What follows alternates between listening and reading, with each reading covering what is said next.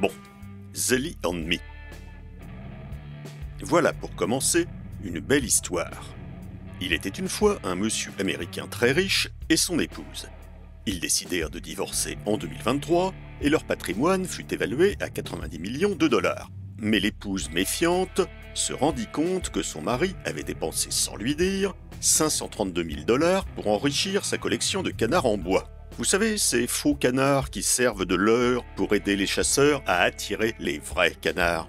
La dame se renseigna donc sur la véritable valeur de la collection, et comme il y avait quand même pour plus de 3 millions de dollars en faux canards, elle se dit que son mari lui cachait peut-être autre chose.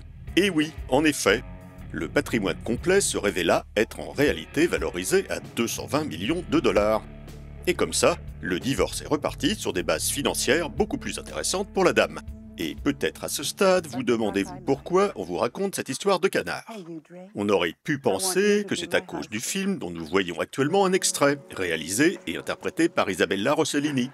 On aurait pu se dire que c'est à cause de cette photo de David Lynch pendant le tournage de Blue Velvet. Eh bien non, on vous a raconté tout ça parce que la dame qui divorce s'appelle Ernestine Rasborn, dite Tina Rasborn, et elle a connu une courte carrière cinématographique qu'elle a fort bien détaillée sur son site internet, alors détaillons. 2 courts-métrages autobiographiques intitulés le premier « Comeback » et le second « Coucou » consacré à sa grand-mère, The Joy That Kills, un téléfilm qui se déroule à la Nouvelle-Orléans à la fin du 19e siècle, 2 épisodes de Twin Peaks, l'épisode 3, saison 1, et l'épisode 17, saison 2, et enfin, point d'orgue de la filmographie de Tina Rasborn et objet théorique de notre chronique d'aujourd'hui, Zelly and Me, un long métrage de 1988, lui aussi autobiographique, avec Isabella Rossellini, ce qui n'est pas un hasard parce que Tina semblait assez copine avec elle, Isabella Rossellini, qui elle-même était à cette époque assez copine avec David Lynch, et apparemment, elle ne lui en voulait pas trop de lui avoir fait porter cette coiffure dans Blue Velvet quelque temps auparavant. Et comme Tina Rasborn cherchait l'interprète idéal pour l'un des rôles secondaires de son film, eh bien Isabella a suggéré « Pourquoi pas David ?» Et voilà. Il faut dire que Lynch est l'un de ces réalisateurs dont la tête est presque autant connue que ses films comme Hitchcock, Godard ou Chabrol, mais on l'a finalement vu un peu moins fréquemment qu'eux à l'écran. On l'a vu dans ses propres films, y compris Out Yonder, une série de courts-métrages pas facile à trouver, en compagnie de son fils.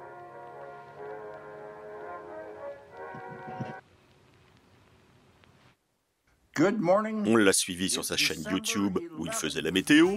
On l'a aperçu dans son film sur Duran Duran, produit par l'American Express.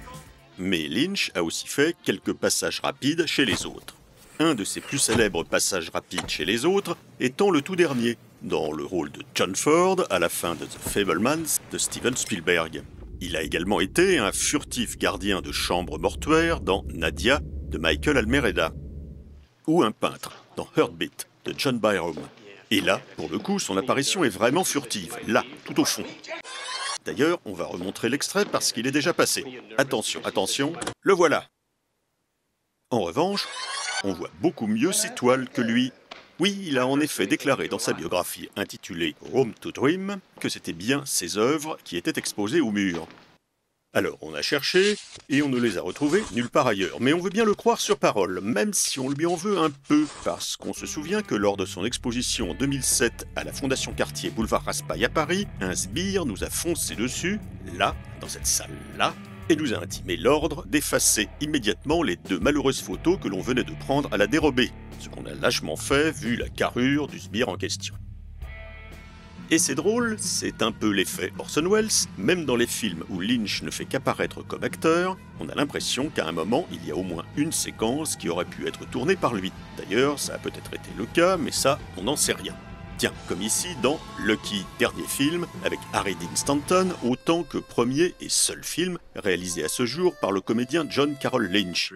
Mais attention qu'il n'a aucun lien familial avec David Lynch. John Carroll Lynch, c'était lui qui était le mari de la policière dans Fargo des frères Cohen et qui participait à un concours pour illustrer une nouvelle série de timbres et avait été un peu déçu à l'arrivée de n'avoir remporté que le prix du timbre à 3 cents, grâce à sa peinture d'un canard colvert qu'on ne verra jamais dans le film. Mais tout ça nous a permis de découvrir qu'on pouvait gagner beaucoup d'argent en créant un timbre représentant un canard. Un film entier a même été consacré au sujet, The Million Dollar Duck. Bon, en tout cas, dans Lucky, revenons-y, David Lynch est Howard, l'ami du personnage principal. Howard, qui est plus que contrarié par le départ inopiné de sa chère tortue, qui répond au nom de Président Roosevelt.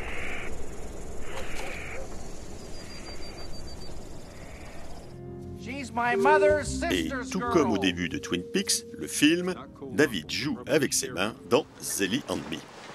Parce qu'on va quand même finir par en parler de ce Zelly and Me. On est là pour ça, après tout. Phoebe est une petite fille un peu malheureuse, même si elle vit dans un environnement que l'on peut qualifier d'assez confortable.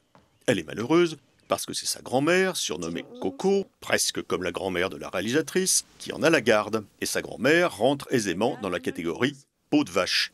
Mais Phoebe a une amie qui la réconforte, sa gouvernante, surnommée Zelly, le diminutif de Mademoiselle, parce qu'elle est française, même si la comédienne qui l'interprète est Isabella Rossellini. Et ça tombe bien, puisque la petite Phoebe est très intéressée par Jeanne d'Arc. Elle passe des heures à écouter l'histoire de Jeanne d'Arc sur son électrophone. Et justement, la vraie maman d'Isabella était une spécialiste de Jeanne d'Arc, on s'en souvient.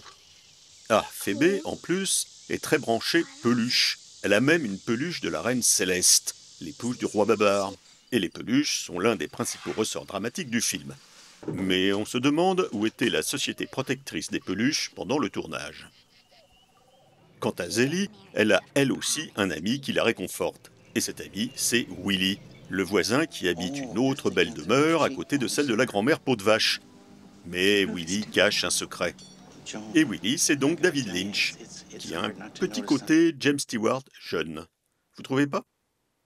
Tiens, on a évoqué David Lynch comédien, David Lynch peintre, on aurait également pu évoquer David Lynch musicien. Mais impossible de mettre la main sur une trace filmée de son unique apparition sur scène le 11 novembre 2002 à l'Olympia, à Paris, avec son groupe Blue Bob. À part les images de cette petite mise en scène préliminaire au concert avec les deux dames portant leurs panneaux Blue et Bob devant le rideau rouge de l'Olympia.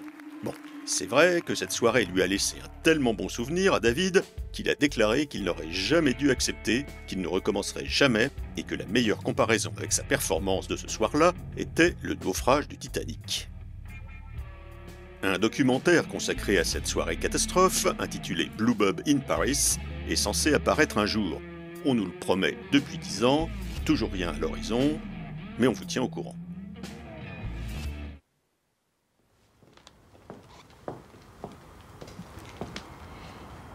Personne ne t'a rien dit, mais il était très bon ton canard.